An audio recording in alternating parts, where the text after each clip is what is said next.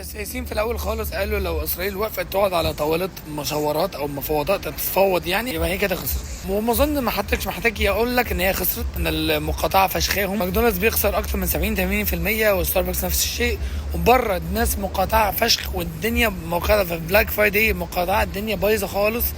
ستوك ماركت، اسرائيل انفستمنتس، بويكوت اي حاجه اونلاين، الشركات بتقفل في تل ابيب، الدنيا خربانه. بس محتاج تعرف ان هم بيخسروا بس ما يخسروش، ودول ولد وسخه، انا اسف، دول مش ولد وحشه، دول اوساخ.